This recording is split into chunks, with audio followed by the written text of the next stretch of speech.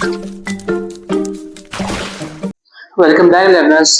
स्वागत है आपका हमारे चैनल पे जिसका नाम है quick learners with Sam and Moose.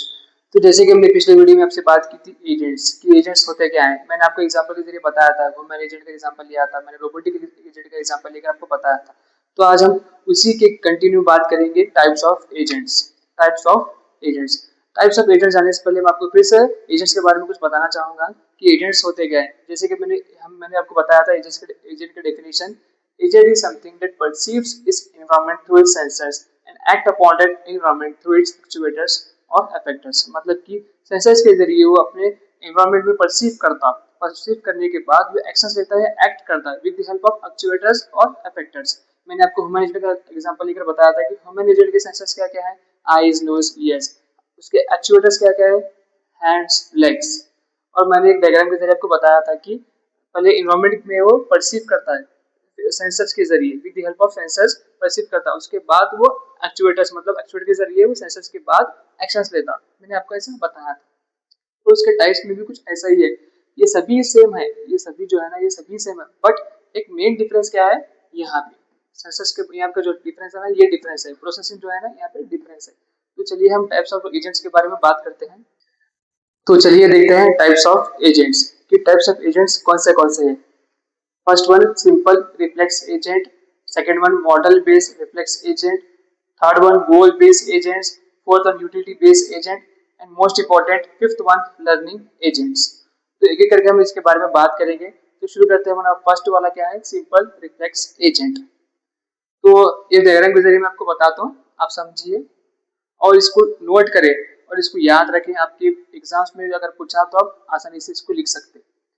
तो मैंने जैसे कि आपको बोला था कि डिफरेंस क्या है वहाँ पे बीच में सेंसर्स के बाद का डिफरेंस है बोला था, तो मैं आपको बताता हूँ वो क्या डिफरेंस है। तो यहाँ पे देखो आप, इन्वायरमेंट है, वो इन्वायरमेंट में परसीव करता है with the help of sensors.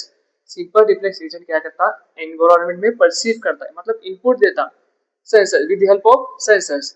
उसके बाद वो क्वेश्चन पूछता है, क्या क्वेश्चन पूछता है वो, what is the current state of environment. तो क्या पूछता है कि करंट स्टेट क्या है एनवायरमेंट का, वो क्वेश्चन पूछता। क्वेश्चन पूछने के बाद वो क्या करता है, हर एक क्वेश्चन पूछता है, क्या पूछता, what action should be taken. अब वो क्वेश्चन पूछा कि करंट स्टेट का मेरे को बताओ क्या चल रहा, तो उसके बाद क्या बोलता, अब वो चल रहा, कुछ तो चल रहा, ठीक है, चलो मान लो कुछ एनवायरमेंट में कुछ है। अब वो क्या पूछता है कि अब ये है तो मैं इसके वास्ते एक्शंस क्या लूं, पूछता हर एक क्वेश्चन। क्या पूछता वो, what action should be taken. तो what action should be taken के बाद और देख सकेंगे हर एक डब्बा है, क्या डब्बा है, condition action rule. Based upon the environment condition वो एक रूल को पिकअप करता है, वो रूल की पिकअप करके वो उस पर एक्ट करता है।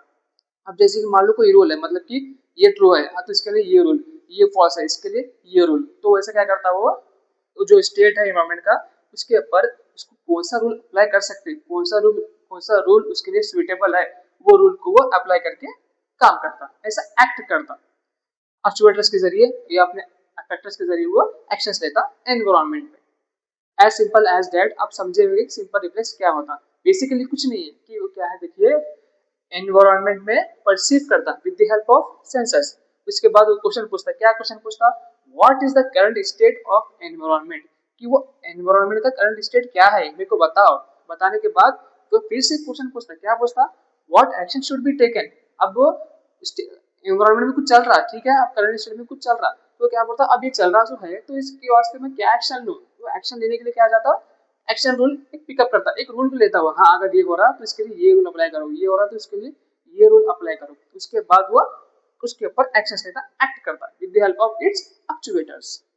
इतना ही है अपना सिंपल रिफ्लेक्स एजेंट्स। इसमें एक इंपॉर्टेंट पॉइंट क्या है पता है, it will never give you the previous state और द हिस्ट्री ऑफ स्टेट। मतलब क्या है कि वो सिर्फ आप करंट स्टेट में आपको काम करता, वो प्रीवियस स्टेट में या हिस्ट्री ऑफ स्टेट्स में काम नहीं करता। जैसे कि मैं बोलूँ कि अगर आपको प्रीवियस स्टेट होना है, मतलब कि पहले क्या चल रहा था, तो वो इग्नोर करता, वो भूल जाता, वो उसकी ना हिस्ट्री देता आपको ना प्रीवियस स्टेट का कुछ एक्शंस देता, वो सिर्फ करंट स्टेट में काम करता। ये हमारा सिंपल रिफ्लेक्स एजेंट्स है। इसके कुछ लिमिटेशंस भी है। क्या लिमिटेशंस हैं इसके, वेरी लेस इंटेलिजेंट, वो थोड़ा कम इंटेलिजेंट है। क्यों कम इंटेलिजेंट है, क्योंकि वो कुछ रूल अप्लाई करता है। अब रूल रहा तो कुछ उसके अलावा कुछ कर ही नहीं सकता हूँ। जैसे कि मैं बोला ये पेन गिरा सो पेन को उठा लो, तो क्या करेगा जो एक रूल अप्लाई करेगा, क्या रूल अप्लाई करेगा, झुकेगा उठाएगा। अब मैं उसको बोला नहीं तू झुक के मत उठा, तू वहीं पे बैठ के ले ले, तो वो कैसा करेगा? नहीं कर सकेगा, क्योंकि वहाँ पे उसको रूल ही नहीं है। उसके पास सिर्फ रूल कौन सा था कि झुक के उठाने का उसके पास रूल था, तो वो सिर्फ रूल के बेस पे काम करेगा और ना प्रीवियस स्टेट का कुछ देगा ना हिस्ट्री उसका कुछ देगा, वो सिर्फ करंट स्टेट पे काम करेगा। तो इसलिए वो उसका वेरी लेस इंटेलिजेंट समझिए।